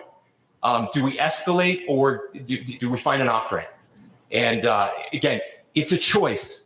It's a choice, and every one of us gets to make that choice. Two more questions right here. Could we clarify that the release of those enhanced images at 8 p.m., the timeline that Director Patel gave us, led to the arrest at 10 p.m.? Is there a direct connection between those two events? I cannot comment if there is a direct connection or not, but all I can say is that that through some process, the family came to know that this had happened. One more thing, Governor. Could you just clarify the clothing issue you mentioned earlier? Was he changing outfits? Correct. Just clarify this? Yes. So when he's first spotted on campus, he has different clothing on, and then he changes clothing on the roof, and then changed back into that clothing at some point, so that when he was apprehended, when he was arrested, the clothing matched the clothing he had on before the shooting here at UVU. Last question here. You said that the suspect was from DuPont. Can you kind of tell us a little bit more about where, and was he a student here at this university, and is there any history of mental illness? Yeah. So I don't have any information on the mental illness part. He was not a student here at UVU. He was living and had lived for a long time with his family in Washington County. Thank you, everyone, for your great work in getting this information out. I would just say, process-wise, this may be important. I know many of you aren't familiar with the process in Utah. I think it's important that you understand that. Basically, we have 3 days for charging documents to be filed. A CI will be filed. We'll have more information then, more deep information as those charging documents are filed in preparation for a preliminary hearing. So 3 days. So we would anticipate then that early next week those charging documents will be filed. We will obviously be working. The county attorney will be working very closely with Mr. Kirk's family as those documents and decisions are prepared and made. Thanks, everyone. That is the press conference that was held earlier today addressing the arrest of the suspect, of the assassin of Charlie Kirk. And I see what Robin was talking about when we were talking earlier. There was a lot of positivity in there. There was certainly a call of let's de-escalate, not escalate this further. I thought that felt good. That felt good to see that. We're going to move on to a different topic now. Believe it or not, take a deep breath, everybody. Every now and then you get a case that comes along that sounds less like a crime report and more like a twisted parable out of some sort of dark scripture. This one begins at a quiet Ohio lake with an Amish family on what should have been a simple camping trip. By the end of the day, 2 members of that family were dead, a father and his 4-year-old son, and their mother was calmly telling police that her husband was at the bottom of the lake in a fish. We'll have video of that for you in just a few moments. It's a story of Ruth Miller that we're going to be talking about today, a mother accused of drowning her own child. A wife who watched her husband walk into the water and never come back, and a woman whose chilling words caught on Bodycam leave us with the uncomfortable question, was this insanity or was it belief taken to its furthest, most destructive extreme? We're going to dig into what happened at Atwood Lake, the disturbing details from the Bodycam footage and the larger cultural context that might explain how someone could come to believe and act on something so shocking. Because when faith and delusion collide, the results can be quite deadly. So let's jump into this. It was August 23rd of this year in Tuscarawas County, Ohio, where Ruth Miller, who's 40 years old, her husband Marcus, and their 4 kids, 3 teenagers, and little Vincent, only 4, took what looked like a simple camping trip at Atwood Lake, but it wasn't just a family weekend. The Millers were unraveling under the weight of something. Religious delusion. They weren't fishing. They weren't hiking. They were preparing for what they believed was some kind of test from God, in which they went out into the lake, mom and dad, and well, only mom came back. Dad went in, and it appears that he drowned himself.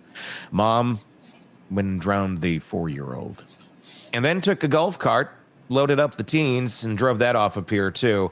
The teens survived, and so did mom.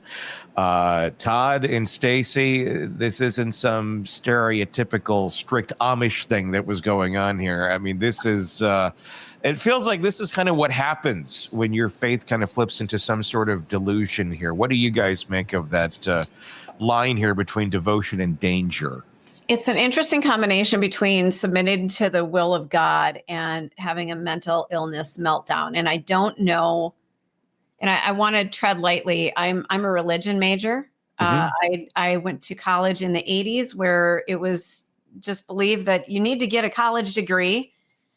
Actually, I graduated in 93. So let me move that forward a little bit. You get a college degree, go get it in something that fascinates you, and then figure out what you want to do for a living afterwards. So religion fascinated me, and it was religions of the world. We didn't touch very much on the Amish culture, but what we did touch on was sometimes these lines get blurred a little bit. It's a little bit. Trying to tread lightly, but submitting to the will of God is a huge facet of this religion. And I don't know where you hear the voice of God in your head, or is it the little voice in your head that shouldn't be there because there's a problem? You know what I mean? And when those two intersect, I think you run into a huge problem. And it's not that they shun the outside society, but they don't readily have computers at their desk where you can just log in and meet with your therapist every week. So mental health care is not something that they have traditionally invited into their world. And so if you are hearing those little voices, that little voice sitting, tapping into your ear going, drown your family. How do you shut that out? How do you ask for help in that community? You don't. And how do you decipher if if this is what you've been hearing your whole life, and most of the time it's telling you, go make a sandwich for the family. And then the next time it's go drown the kids, drive a golf cart off of the, who knew they use golf carts? I guess. And I wanted to bring that up too, because there are different, is it a sect? I mean, I don't know. I don't know what the version of this is. I know there are different variants depending on what it is. So I'm wondering how purely Amish they were, because a golf cart, that's not fitting the scenario. Well, there's some that drive car. I mean, there's I mean, I don't know exactly what it was, and it's kind of beside the point. But when you're having this sort of delusion, and you think you're hearing voices, and I'm not saying you can't be religious or you can't believe in God or anything. I'm just saying, he's not having a verbal conversation with you in your head. That's not typically how that works. And if you're experiencing that there's something that's not working right, and that's not that it's telling you to go, drown the family. But again, how do you know? That's my point. How do you decipher between those two voices that you're hearing, your spiritual, faithful self and your mentally incapacitated self? When those two intersect, it's a really scary thing. Well, I would think that someone who had deep religious beliefs might bring that up to a church leader and say, hey, I'm getting, what I think are messages from whatever higher power it is, and they're telling me this. Hopefully, that religious leader would take a step back and say, well, maybe we should look at this a little bit, because I'm not sure that your higher being would want you to necessarily do that. Yes, there were stories in the Bible of this on and off. But yeah, we should have somebody really look at this. I would hope that the religious leader would do that.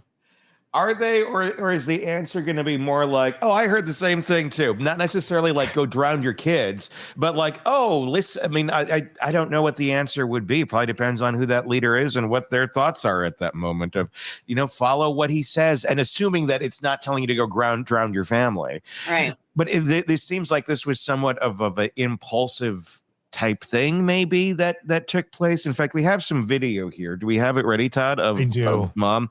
This is watch for ourselves here. This is the clip of basically the authorities there, and she reiterating what happened. Take a look. I gave him to God. You gave him to God? Yes. What do you mean by that? I threw him in the lake, and I gave him to God.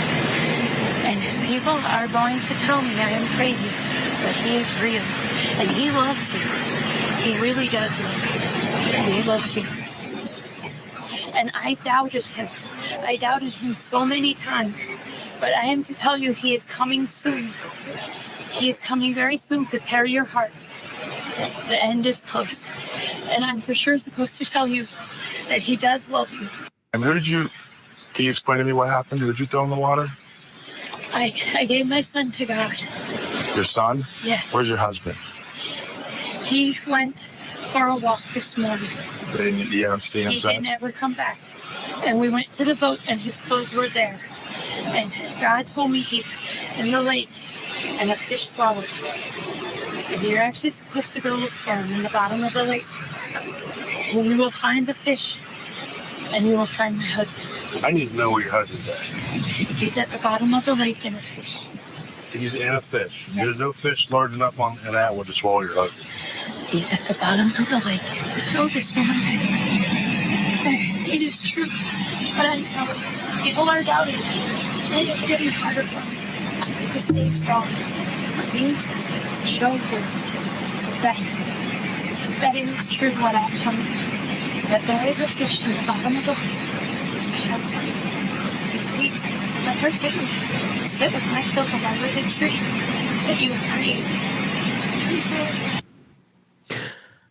Is she psychotic? Is she trying to get everybody to be on her side as this Amish woman who has this belief system, and is she using it to her advantage of she's crazy, but her belief system made her do this when maybe she had another motive for, I don't know. I mean, her husband willingly went out there and did this too. So she didn't go out and kill her husband in the lake. She killed the baby after her husband seemingly drowned himself. What the hell is going on here? I feel like, boy, I'm treading lightly. I feel like they've led themselves down a very strange path, that somebody believed something and talked everybody else into it. I don't know that she's like some mass serial killer. I think she's a mass serial killer. The only thing that ran through my mind, it was like, and I have no idea the answer to this question. This is pure speculation, but because everything happens, basically behind closed doors in these communities, and abuse is rampant in so many of them, especially towards women. Like it or not, it is. It's just a fact. I don't really give a shit if you want to say it's not. It is. With that being the reality in some of these communities, my thought was, did she snap? But looks like the husband willingly went in there and drowned himself. So it wasn't like I accidentally, ran him over with the plow, and because this is something very different than that.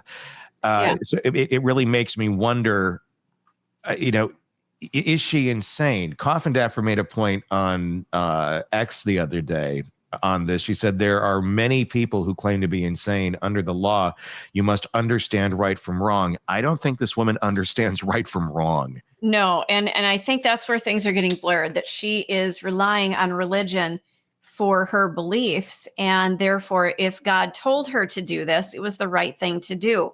I think if you were to put her on a lie detector, which, take it or leave it, she believes she did the right thing. Mm-hmm. Watching this, she is trying to convince other people that you need to listen to me. This is the word of God. And I don't see like her eyes twitching, like she's trying to figure things out. Like, how can I tell this person one thing? No, this is coming from inside of her. I think she truly believes this. But also, again, there's another piece here. It's not just her taking her baby out or driving the golf cart with the teens in. Here's a man who actually went out and committed suicide, basically. Yeah. Right. So is there mental health issues in the entire family? I mean, is it a mental health issue if this is you believe and this is the way that you have been operating in your belief system for all these years? The end times are coming. This is going to happen. And then eventually you get pushed over the edge because your own echo chamber, basically your brain boiled over and said, this is the voices are telling us to do this. It's not different from what Robin was talking about earlier, being in our tribes and not hearing outside information and taking that into consider. It's exactly that. Yeah. I mean, it is exactly that basically happened, in real time in a very different way, because the outside looking in, it's like, this isn't like, how would anyone think this? But did you hear her when she was on the ground there? Yes. And she was praying. I don't know who was with her. It looked like an emergency response worker. And, but she was saying, you have to believe me. He's in a fish. Like that seemed, she was trying to convince the person that they were in a fish. That's what I found that a little odd of, like, why are you pushing the narrative that they have to believe they're in a fish? We know they're dead. We know that you drowned your baby. We know that your husband committed suicide, but why this in a fish narrative piece? What is that? I wonder if it is a biblical reference of some sort. That's what I was thinking too, Stacy. Yeah. Like the Jonah thing. Taking it very literally, and I go back to Lori Daybell being, we know that she is a master manipulator. We know that about her. But also, is there this facet that she thinks that the way to the next world is through death, and that you're giving these people to your higher power, and that death is not a bad thing. It's the next phase. It's the next step. So instead, I don't know. I don't know, because I've seen some religious zealots in my life where you look at them and go, God, you're crazy. But then you look at it and they live their entire life through that lens. That's how it's a lifestyle, just like people who love country music and go to festivals on the weekend and wear the hat and the boots. It's the same thing. It is through their entire life. They've got the bumper sticker. They go to temple or whatever they go to couple times a week. They drop off flyers and leaflets to people. I don't know. I've seen it. And that's where I'm getting the perspective. Yeah, she looks nuts.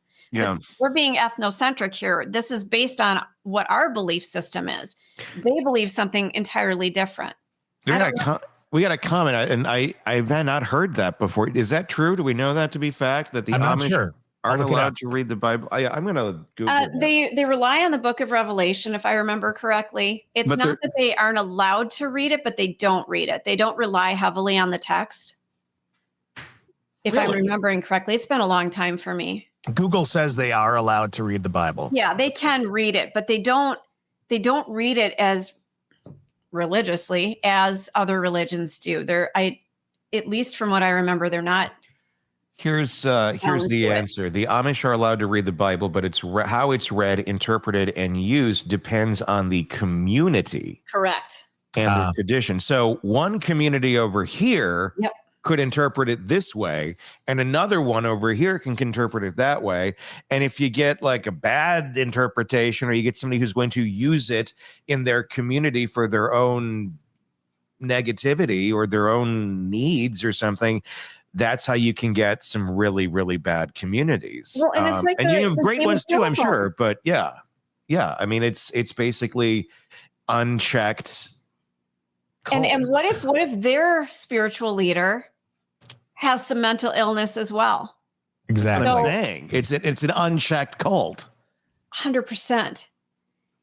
I don't know where you go from there. These communities are very tightly woven together. They don't They don't go outside of them. Yeah. If you've got some genes in that community that shouldn't be passed on because of illness, they're being passed on. Well, and you also have the, and this is just what we're seeing here. Like, we don't really normally see things because they police everything for themselves. Correct. And I know this is not necessarily normal behavior for the Amish. I get that. I know they're not out there drowning themselves in mass, and I'm in no way saying that. But there is a lot of dark shit that goes on in these communities that nobody ever hears about because it is so insulated. It's all unchecked, and it varies from community to community. Here's what the their attorney had to say about the matter. Take a look. We entered a plea of not guilty by reason of insanity today because based upon the facts of this case, it's very evident that it is fitting. This case would not have happened but for a mental defect that would have prevented Ms. Miller from appreciating the wrongfulness of her conduct. What happened on that day in your estimation?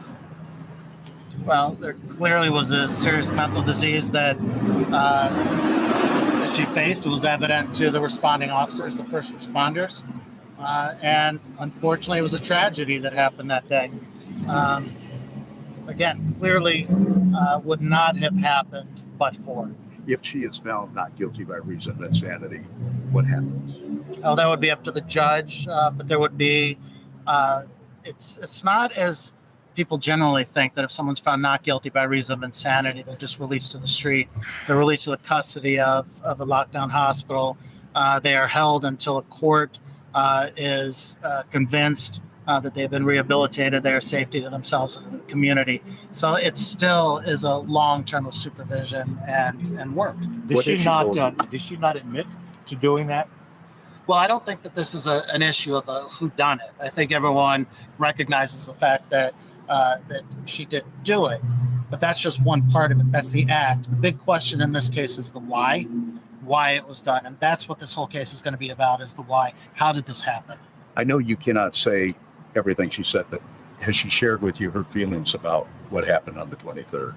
Well, she's obviously devastated by what occurred. This is not something by any stretch of the imagination where we could think that someone would wake up and destroy not just their life, but the life of their child.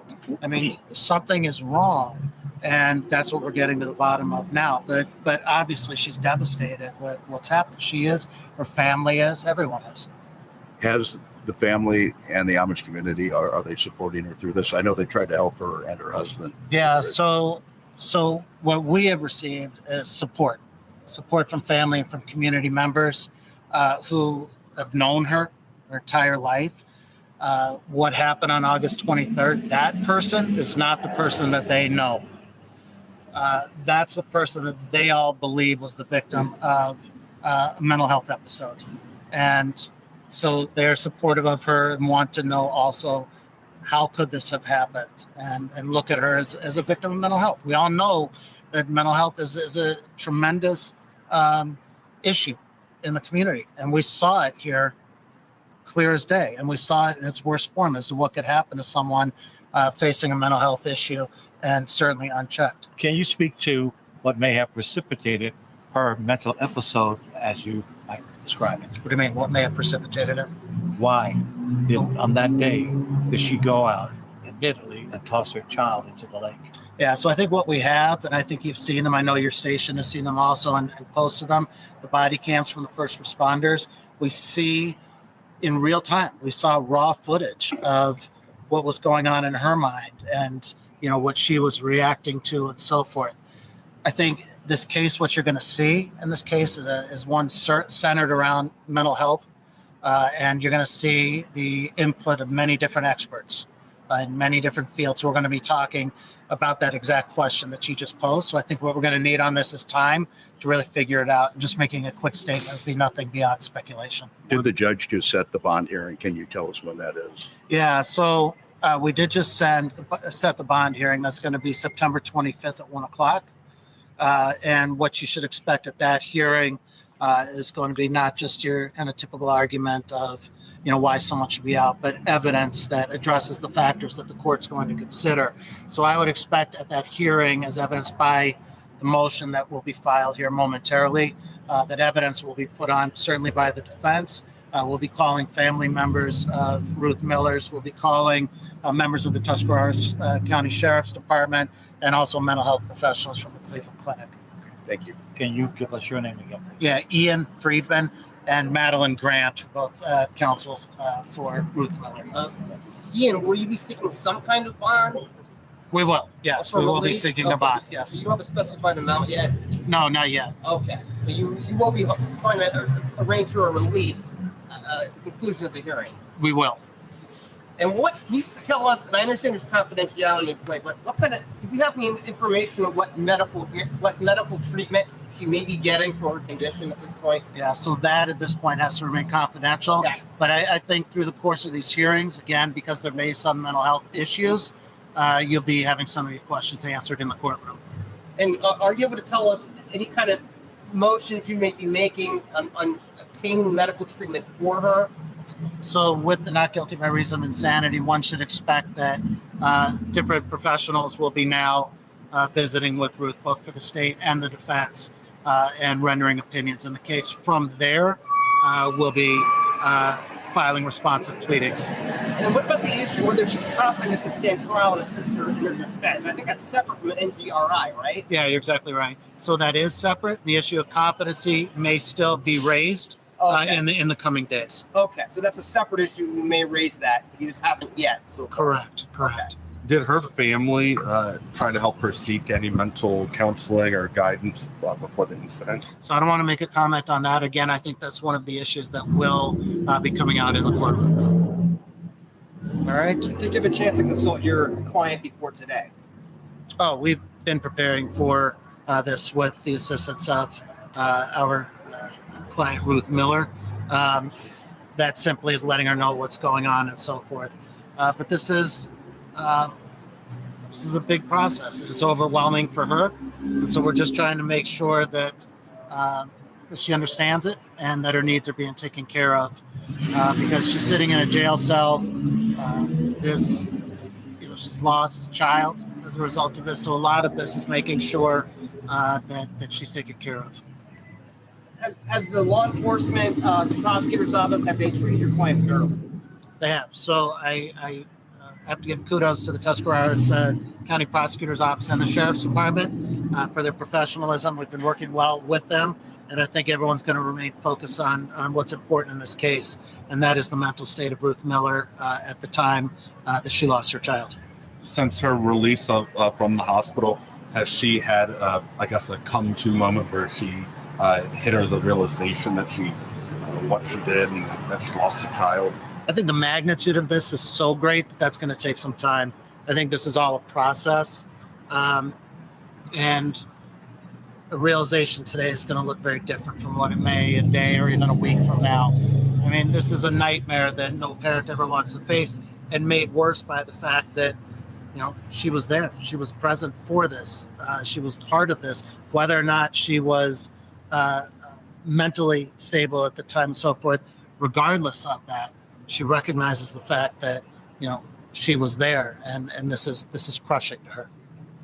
How long was she in the hospital again? A few days. A few days after her arrest? Correct. Okay. Correct. So, are you able to tell us anything about that stay? And No. Okay. Not at this time. You can say which hospital? Yeah, you'll see subpoenas. Excuse me, these bugs are coming out. Subpoenas will be issued here shortly, by tomorrow, actually, and you'll see who's being subpoenaed. And then I think two and two will be put together. I don't have any problem saying it was Cleveland Clinic system, but specifics and treatment providers and so forth, those will be listed out by way of subpoena. All right. Thanks, everybody. Did you have any other updates on the other kids that were involved with the golf cart, how they're doing at all? Yeah, I don't want to make any comments on the kids. Everyone's struggling right now with what's going on. Thank you for asking, though. And you're very well known in the area. Are you able to talk about how you were retained in this case? No. All I'll say is that Attorney Grant and I are on board, and we will see this through to the very end. Thank you. All right. Thanks, everybody. Thank you.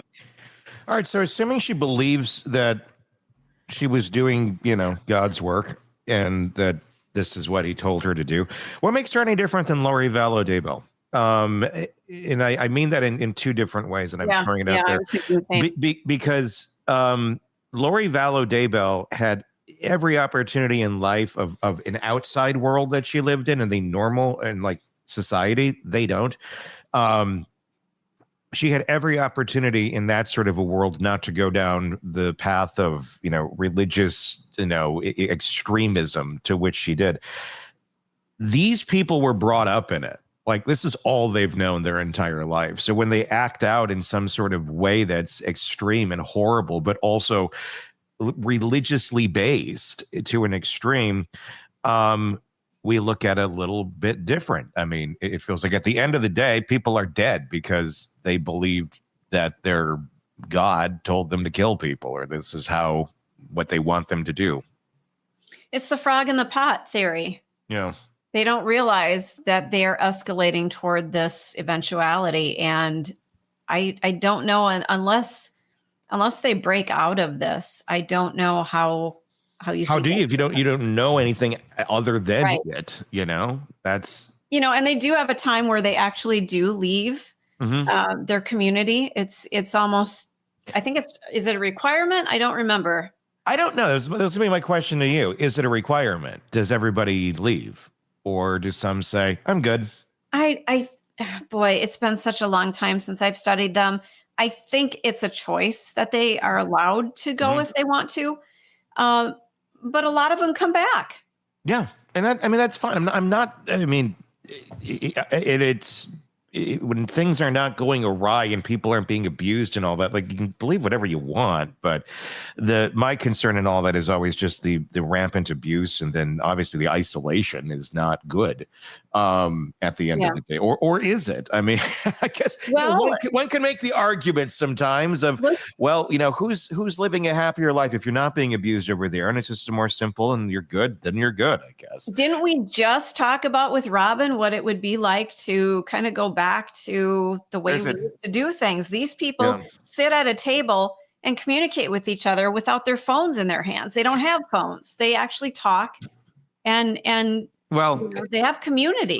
It's not the Hallmark Hall of Fame version of it in our mind. No, it's not. Okay. It's not. They're not sitting down, pause at the table. Oh, I mean, I'm sure there's some nice moments, but it ain't that. No, it's not. So let's not kid ourselves and think it's something on a postcard. Right. I find it interesting that again, we don't know everything about this. It's hard. We're just speculating. We're giving some opinion on this, but she doesn't seem right. No.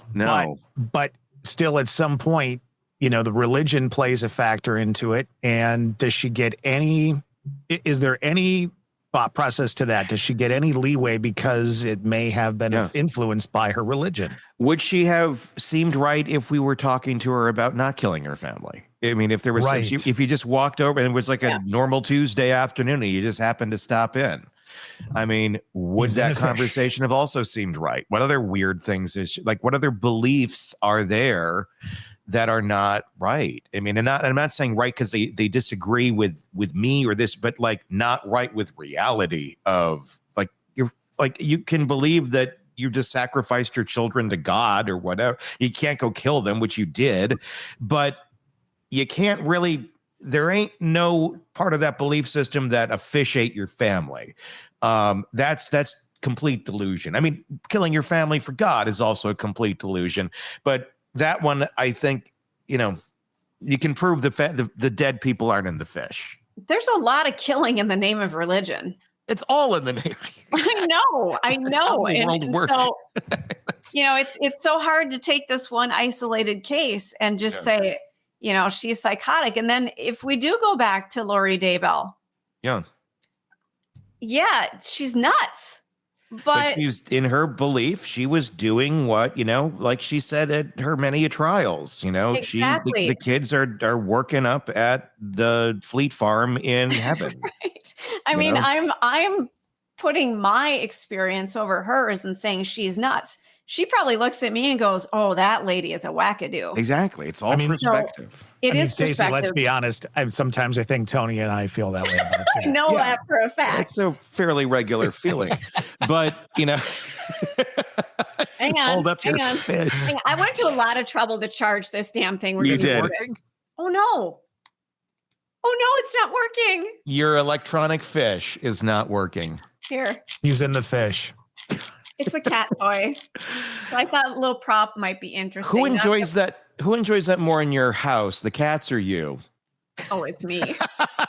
It's me. I'm a little sad though. It hasn't been charged in a while, and it actually you can plug it in. I mean, this is like a high-tech fish, you guys. Oh, you got to plug it in then. Well, I had it plugged in during Robin, and it's still not working. That fish needs a greater charge, or the cats completely killed it. That's a possibility. If you're listening to us and not seeing all of this, you can watch it on YouTube. Just search Hidden Killers with Tony Bruschi. When we were earlier in the day getting ready to go on, and we're talking, okay, we're going to do the Amish story of the fish. Stacey's like, I got fish. I'm in Wisconsin. How do I not have fish cat toys? I mean, everything is like fishing and hunting here. So does anyone still own a Billy Bass? Oh, they're around. There was one in the basement of the house. As I was packing my shit to get out, I left it because I wasn't bringing that. You didn't want the Billy Bass. Yeah. What's really ironic is there's a song called "Take Me to the River." It's a great song. Yeah, and it did well on the charts, but it actually got a resurgence on the charts because of the Billy Bass. So I just found that out yesterday, just ironically. So I thought I'd throw that out. She had the fish. I had the anecdote. No. You need to explain a little more. Where did that come from? How did you find that out? What were you doing that you learned that information? Literally just doing a things you didn't know kind of thing. I do a feature on a radio show that I still do some stuff on. And so that came up and I'm like, oh, that's kind of interesting. We're just talking about the lady and her husband's in a fish. Yeah. Maybe we need to do that segment at the end every day. Todd, what did you learn yesterday? Well, apparently, Al Green's "Take Me to the River" was a big hit. I didn't know it was Al Green. I didn't realize it was Al Green. Al Green was the one who originally did the song. Wow, I didn't know that either. See, now we learned something. Now you know something because of me. We have a restaurant here as a seafood restaurant, and they have like gazillions of these fishes. And I think they were opened like in the 90s when it was a thing, and it's like just walls of Billy Bass. Do they go off? No. The batteries are so dead by now. I'd imagine if you were to open some up, you'd have like the battery corroding because I can't imagine that there's just too many. There could be more than 1,000 in that place. It's like, holy shit, Billy Bass. Yeah. It's probably just a compulsion that got out of control. And now they're like, we're just going to lean into it. I don't know if like people brought in their Billy Basses or how it came about, but it's like a donation site. Yeah. Like when everybody got rid of it, it's like bring it to the restaurant and then they found a spot for it. That's fun. Yeah. The Billy Bass. I think it's time for I think America could use a Billy Bass. we need something like, remember all the Beanie Baby crap and we need something like that. Instead of guns, let's focus on Billy Bass. I agree. We should start collecting those more. Yeah. I think we should. We've solved America's problems this week with Billy Bass. I'm glad that we're ending on that note. Me too. All right. I'm not going to watch news for 2 days. I'm going to take a long mental break and then come back Monday, hopefully refreshed. And I hope everybody is able to do the same to whatever extent you need to do. Thank you guys for watching this week. Be sure to press subscribe so you don't miss any of the coverage that we got on this and in all the cases that we're following for you right here at the Hidden Killers Podcast and True Crime Today. Have a good weekend, everybody. For Todd and Stacey, I'm Tony Bruschi. We'll talk again real soon. Want more on this case and others? Then press subscribe now and don't miss a moment of true crime coverage from Tony Bruschi and the Hidden Killers Podcast.